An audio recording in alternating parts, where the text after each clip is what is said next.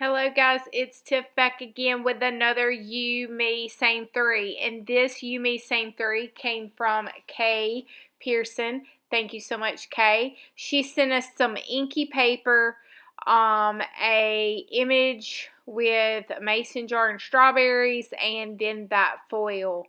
Very sparkly foil. Kay, you're trying to throw me a curveball, but that's okay. I worked it out. So I'm going to go in immediately and use some of the bluish dark color with the mason jar there, that image. I'm going to use that in the background. And it's going to kind of start off. So today the journal that I'm using is my journal by Altered State Studios. You can check out her Etsy as well as her Instagram for anytime she has journals. That is Kristen Peterson, if you were wanting to know. And now I'm going to go in with the chalky gesso and just a brush, kind of getting some of the paints around. Going to use that old crusty rusty brayer there to slap a little paint down. And these are so not my colors, Kay. So I'm really thinking, and I thought, okay, well, I see a little red, so I'm going to try to use like this brick red acrylic ink and add some water, and maybe that will kind of bring it all together. And then I thought, well, maybe I should add some of the yellowish colors and kind of see if we can bring this all together. And, well, yeah, I don't know that it brought it all together, but it brought some layers onto the page, and I'm just kind of moving those about with my fingers. The great thing about acrylic inks is, of course, once it's dry, it is permanent. So, unlike water-soluble inks where they will reactivate once you begin to layer on top of it. And then I'm going to grab my number 2 pencil, and I'm just going to make some scribbles and marks and just really try to figure out what is calling my name. And sometimes, guys, it's just nothing's calling my name. Does that happen to you? Can you relate? I'm going to go in here with some Payne's Gray, and I really like that dark, I don't think that was Payne's Gray. Hindsight, I don't think it was at all. And I've already put the ink up, so I'm not really sure what color it was, but it was a really beautiful dark blue. Maybe it was it Parisian blue? I don't know. I don't even know. I'm not even going to speculate. It was a dark blue acrylic ink. And so I'm going to dry that up really good because I do have quite a few layers going on here. And I still thought, well, maybe with that red from that inky paper. And, you know, I've been on this tear about overcoming this red, and I've really been working on it, okay? So I've used like some neon reds here recently in some of my work, and I thought maybe that distress ink, not distress ink, but acrylic distress would kind of give it a go. And then I'm going to go in here. This is a housewares stencil. You can find her on Etsy as well.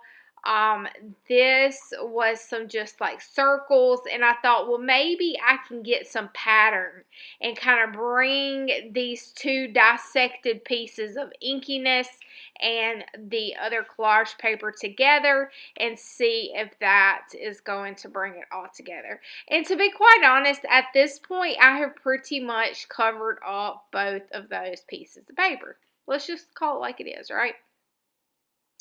So I'm going in here with my beloved masking tape because I had a corner of that watercolor paper or whatever it was that just wouldn't stay down. So I'm going in there just masking taping it up. And it's kind of breaking up the background. And now I am thinking, what in the Sam Hill am I going to do with this foil stuff? And I'm like, is it like nail foil or what? And so I could see that a little bit come up. That's why I had it like real close to me so I could see. So I decided to glue it down with the Oohoo glue stick, and then I'm just going to let it sit. And I'm going to rub it real good, and then I'm just going to like walk away and go grab me a shot of whiskey. Just joking. I didn't grab any whiskey. And lo and behold, look what happens. It is like nail full. So I said, okay, I'm not really a shiny kind of girl like that, but all right, we're going to work it out. Why is my dogs deciding to fight over the dog food bowl over there right now? Have no idea. This is real life, people. This is what happens at my house. And then, so I'm like, okay, well, I'm going to move the foil around the page and kind of get it into some different areas. And then it'll all kind of come together. In the meantime, I'm going to take the Lyra Graphite water-soluble pencil, which you know I love because it adds a little grunge. I'm more of a grungy girl, not a foily, pretty kind of girl. Although I do like it on my nails now. Yeah, I do like that. But I'm not really big into sparkles and stuff. So in the meantime, I'm going to go ahead and take this Tim Holtz photo booth, I think it's called. And the girl had on like a red blouse. So I was like, okay, I can work with this. So I'm going to do some Lyra graphite. I'm going to tear this up, do a little Lyra around the edges, grunge it up real tiff light.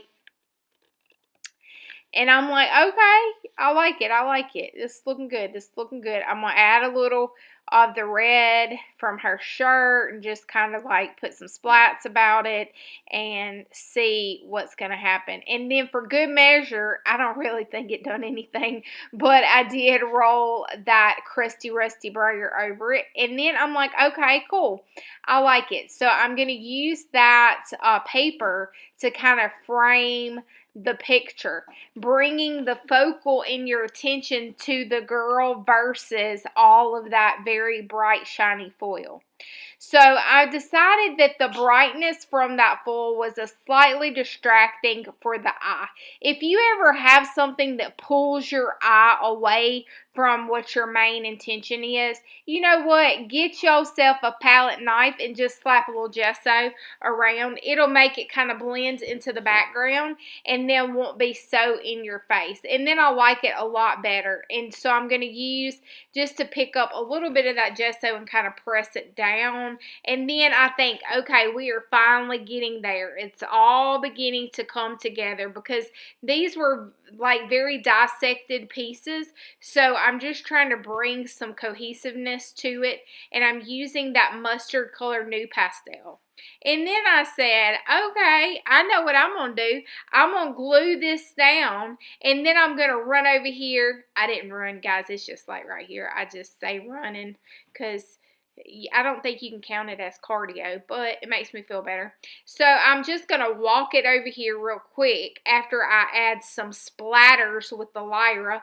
And I'm putting that over it so it doesn't splatter face up. Because knowing me, I would have had that darn splat right on top of her face. So I'm going to, after this dries, I'm going to go right on over here to the sewing machine, and I'm going to sew around it, and that's going to give us some added texture, and that added texture is going to kind of provide a little oomph. You know, sometimes you just need a little oomph to it. So I'm putting my little oomph on there, going to put it down with the Oohoo glue stick. And guys, I found me some words that was sitting in my pot over there, and we're going to call it good today. And Kay, you challenged me. I'm going to give you that, girl.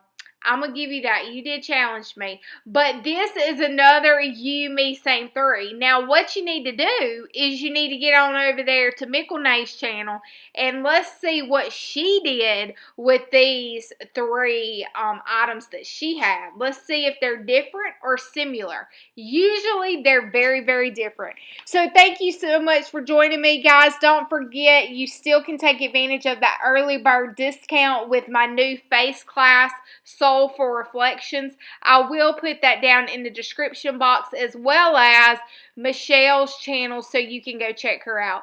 Thanks so much for joining me, and until next time, toodaloo!